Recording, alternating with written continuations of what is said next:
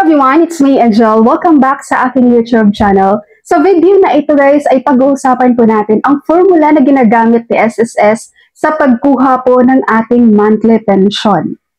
The amount of retirement benefit will depend on the following three factors. So meron pong three factors guys na nakaka-apekto po doon sa monthly pension na makukuha natin.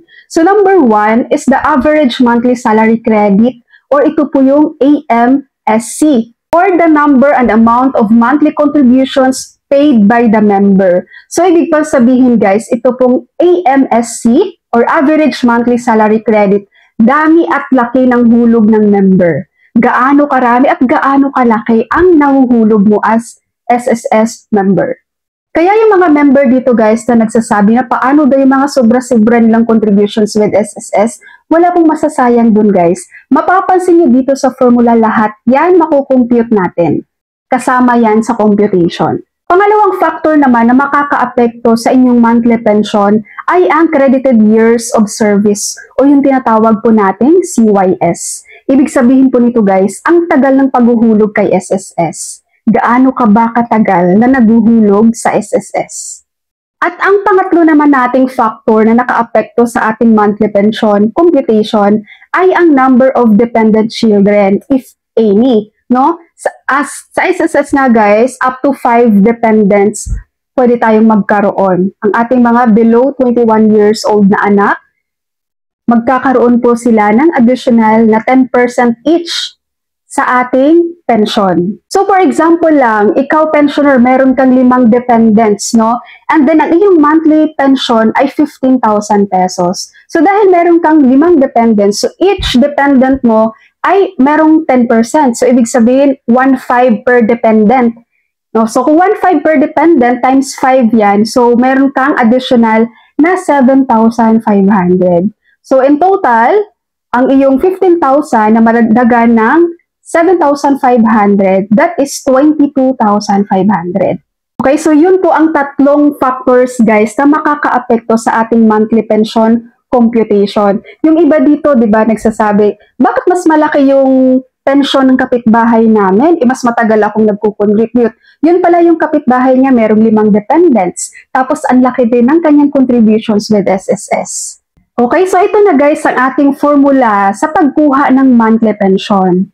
The highest amount derived from using these three formulas, yun po ang susundin ni SSS. So itong tatlong formula na ito guys, kung alin dyan ang may pinakamataas na computation, yun po ang iyong magiging monthly pension. So ang number 1 formula, 300 plus 20% times AMSC. So again, ang AMSC ay average monthly salary credit. Plus 2% times AMSC times CYS or credited years of service minus 10. So, ang number 2 formula naman, 40% times AMSC. Ang number 3 naman, minimum pension. Actually, itong number 3 guys, hindi siya matatawag na formula dahil naka-fix naman ito. Okay, so makikita nyo dito kapag minimum lang yung contributions nyo guys, tapos naka 10 years kayo, meron lang kayong 1,200. Ngayon, balik tayo sa formula number 1. Paano makukuha itong AMSC or Average Monthly Salary Credit? Okay, para makuha po natin ang Average Monthly Salary Credit natin or AMSC, meron pong dalawang formula doon guys. Kung alin yung mas may mataas na computation, yun po ang kukunin ni SSS as your AMSC.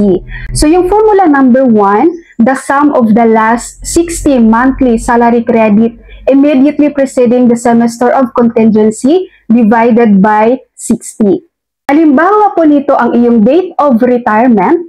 So ang date of retirement guys, meron akong separated video niyan ha. Doon yung ma-determine kung ano ba talaga ang date of retirement nyo kay SSS. So halimbawa, ang iyong date of retirement ay October 2025. So ang semester of contingency mo ay July 2025 to December 2025. 6 months yan guys. So meaning, starting po from June 2025 paatras, kunin natin ang last 60 posted monthly salary credit. I-total natin lahat yon at i-divide natin by 60. para makuha natin ang iyong AMSC or yung average monthly salary credit. Okay? Ito guys, yung sa formula number 1, ito yung sinasabi ng ibang member dito na dapat daw mataas yung contributions natin for the last 5 years kay SSS dahil yun ang kukuhaan. So, pasok siya dito sa formula number 1. But, take note guys, may isa pang formula. Okay? Kaya it doesn't matter kung mas mataas ba yung hulog mo for the last 5 years with SSS.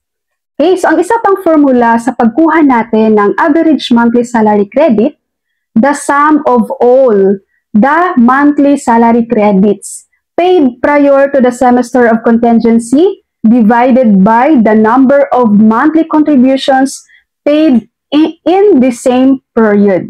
So, ibig po sabihin nito, halimbawa, ang date of retirement mo ay October 2025. So, ang semester of contingency mo is from July 2025 to December 2025. Ibig sabihin po, bibilangin natin na kailang hulog kayo up to June 2025.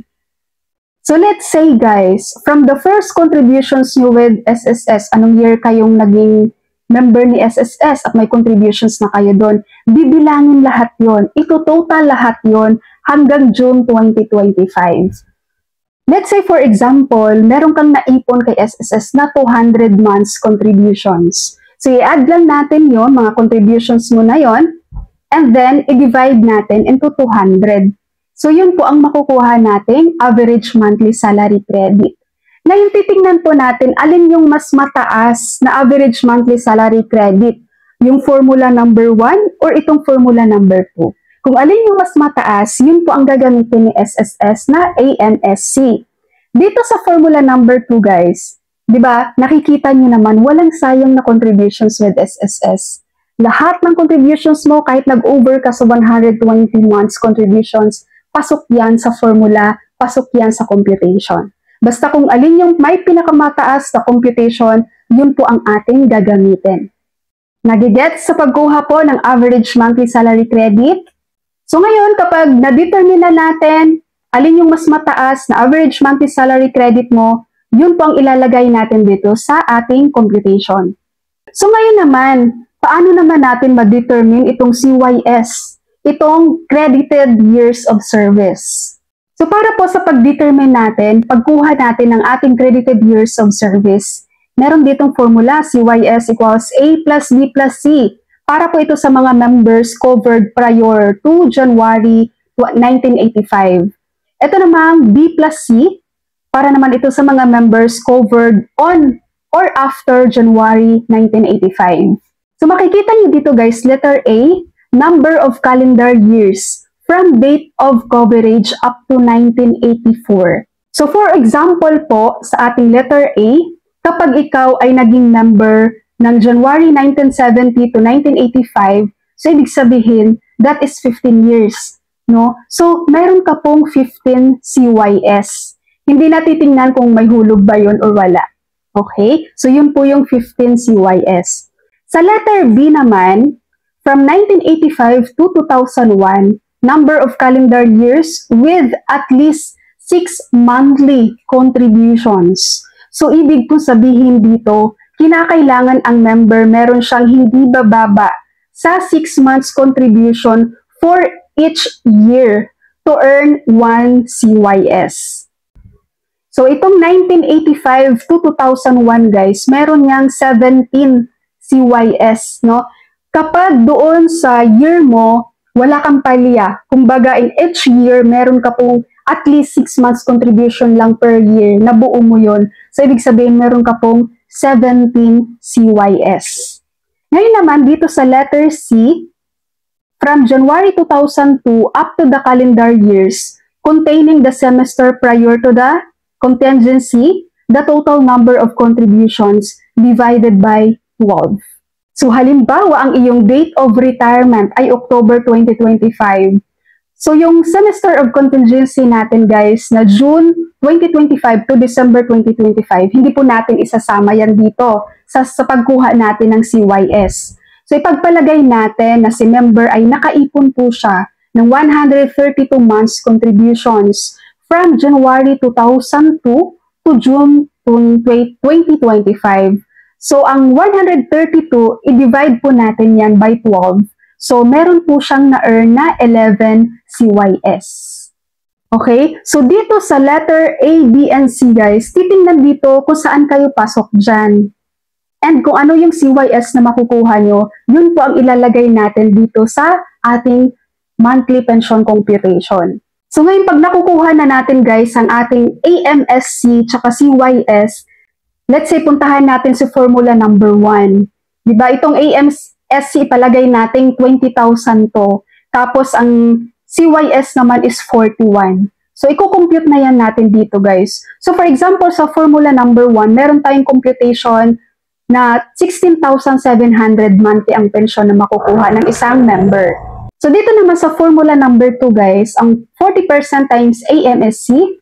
So, ang ating AMSC is 20,000, di ba? Times 40%. So, meron lang 8,000. So, ibig sabihin, guys, mas malaki yung formula ng number 1 natin, which is 16,700. So, ibig sabihin, itong formula number 1, dahil siya ang may pinakamataas na computation, dito po magbabase si SSS sa iyong magiging monthly pension. So, 16,700 plus 1,000 pesos. Dahil doon sa additional na 1,000 pesos ng ating mga pensioner effective ng January 2017.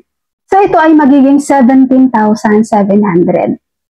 So, ngayon, kung meron ka pang dependent na anak na below 21 years old, madadagdagan pa to dahil meron silang tig 10% din sa makukuha mo. So, kung meron kang 17,700, kukunin natin ang 10% doon para yun ang makukuha ng dependents mo kay SSS. Okay, sa ating mga SSS members and pensioners, I hope na intindihan nyo guys yung tatlong formula natin sa pagkuha ng monthly pension at yung 3 factors na nakakaapekto sa pagkuha natin ng monthly pension with SSS. So sa next video ko ay gagawa na po ako ng sample computation sa pagkuha ng ating monthly pension with SSS. Alright, so that's all for my video for today. Thank you so much for watching everyone. God bless you.